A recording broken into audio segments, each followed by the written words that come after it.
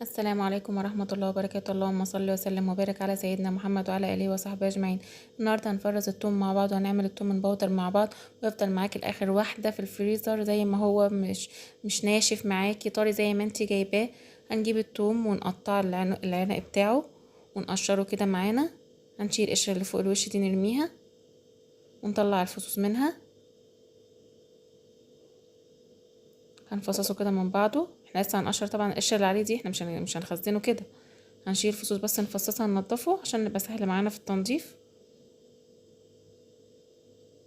انا عملت معاكم واحده كامله قدامكم عشان تشوفوا الطريقه. نجيبه وهو طري كده، نعمله وهو طري، ما نسيبوش لحد ما ينشف عشان ما يتعبناش. بعد كده نشيل القشره اللي هي فوق الوش دي، القشره اللي فوق الوش دي مش هتترمى، القشره البيضه دي اللي هنعمل منها التوم البودر، دي هنحطها في طبق على جنب.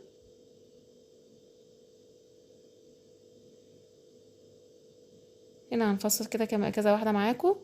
هنشيل التومه ونسيب القشره البيضه دي على جنب، نشيل العين اللي فوق الوش ده نرميه ونسيب القشره البيضه على جنب. نعمل كده كل الكميه معانا.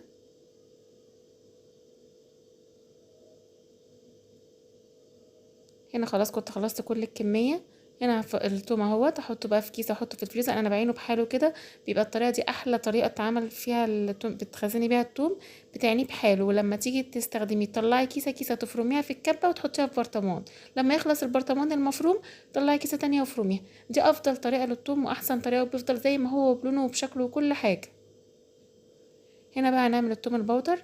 هنا هنفك الورق من بعضه، هنفك ورقه ورقه من بعضها، ما نخليهمش لازقين في بعض. لو في ورقتين من بعض لازقين في بعض نفككهم، ونشغل الفرن على درجه حراره 140 على الرف اللي من فوق، ونرفع الشبكه على اول رف من فوق، وكل شويه نطلعه ونقلب فيه. افرده كده وكل شويه نطلعه ونقلب فيه لحد ما يوصل معانا كده. سامعين صوته؟ لازم أن يكون معانا بيتفرفت معانا كده، ما نطلعوش قطره من كده، لان لو طلعتيه قطره من كده مش هينطحن معاكي. نطحنه بقى في الكبه.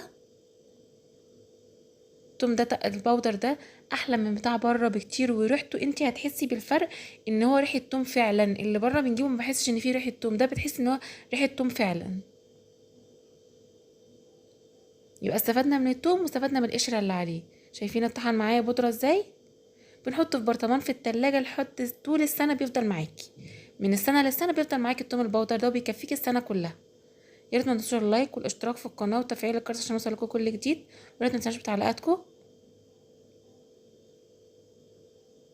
شايفين شكله حلو ازاي؟ هنعين بقى الاكياس دي في الفريزر، ونطلع كيسه كيسه نفرمها في الكبه، ونحطها برضو في البرطمان في الفريزر، ما نسيبوش في التلاجة، ونطلع ناخد على قد الاستخدام وهو متلج، ونرجعه تاني الفريزر، يفضل بلونه وبشكله وبطعمه وبكل حاجه.